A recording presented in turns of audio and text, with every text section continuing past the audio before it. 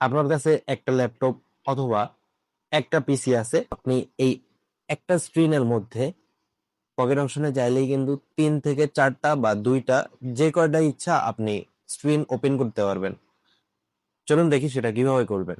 প্রথমে আপনি আপনার পকেট অপশন অ্যাকাউন্টে চলে আসবেন, দেন এখানে দেখবেন 4টা ডট আছে, এই ডটের উপরে ক্লিক করবেন। দেন দেখেন বর্তমানে আমার ওয়ান চার্ট ওপেন আছে। আমি যদি টু চার্টে ক্লিক করি, এরকম যদি ক্লিক করি, উপরে একটা হবে, নিচে একটা হবে। আর আমি যদি এখান থেকে এটাতে ক্লিক করি, এক পাশে এই পাশে একটা হবে, এই পাশে একটা হবে। আমার কিন্তু এই যে শুধু যে ওপেন হবে তাই না, আমি আরেকটা জিনিস দেখাই। আমি এখন 4টা চার্ট ওপেন করব। এই যে দেখেন আমার এখানে টোটাল 4টা চার্ট ওপেন হয়েছে। আমি যদি এখন চাই, এখান থেকে টাইম সিলেক্ট করতে পারবো। যেমন ধরেন আমি এখানে ফর এক্সাম্পল 3 মিনিট সিলেক্ট করলাম, এন্ড এইখানে যে চার্ট আছে এটা হচ্ছে ইউরো ইউএসডি, এটা হচ্ছে এওডি সিওডি মার্কেট, কোটিসি মার্কেট এগুলো।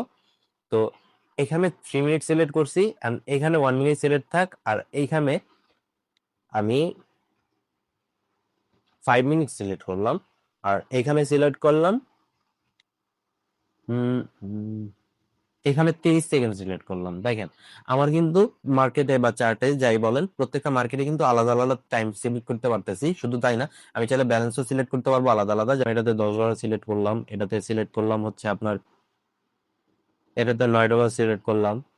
দেন এটাতে দেখেন, এটাতে সিলেক্ট করলাম হচ্ছে $2। এভাবে আপনি চাইলে আপনার একটা স্ক্রিনের মধ্যে কয়েকটা চার্ট ওপেন করতে পারবেন বা কয়েকটা মার্কেট ওপেন করতে পারবেন একই টাইমে অ্যানালাইসিস করার জন্য। এটা কিন্তু খুবই হেল্পফুল একটা সেটিং।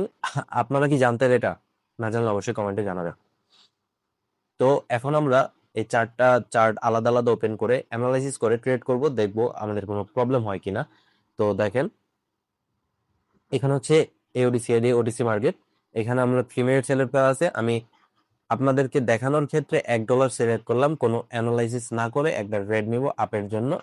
অ্যান্ড এইখানে হচ্ছে $9 সিলেক্ট করা আছে, এখানে আমি $2 সিলেক্ট করলাম, অ্যান্ড এখানেও একটা আপের জন্য ট্রেড নিলাম উইদাউট এনি অ্যানালাইসিস। এটা 3 মিনিটের জন্য, এটা হচ্ছে 1 মিনিটের জন্য। অ্যান্ড যেহেতু এই দুইটা, সরি, এই তিনোটা মার্কেট সেম পড়ছে, সেজন্য আমার এই তিনোটা ট্রেড পড়ে গেছে, এটা আমি খেয়াল করি নাই। তো এটা চেঞ্জ করার জন্য এখানে ক্লিক করে জাস্ট যে কোনো একটা র্যান্ডম মার্কেটে দিয়ে দিলাম, হয়ে গেছে। দেখেন এই দুইটা মার্কেট আলাদা, এখন এই দুইটা সেম আছে। এখানে আবার ক্লিক করব,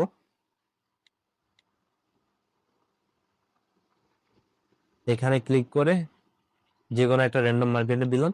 এই যে এখন কিন্তু আমাদের চারপাশে টোটাল 4টা মার্কেট আছে, এন্ড আমি যেহেতু 2টা মার্কেটে অলরেডি ট্রেড নিছি, আরো 2টা মার্কেট বাকি আছে। তো এইখানে আমি চাইলে আবার অ্যামাউন্ট চেঞ্জ করতে পারবো। এখানে $3 দিলাম, দেন একটা আপের জন্য ট্রেড নিয়ে নিলাম উইদাউট এনি অ্যানালাইসিস।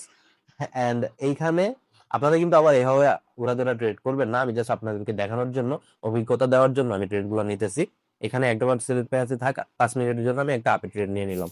আমি কিন্তু সবগুলো আপে নিছি, কোনটা কি হইতেছে জানি না।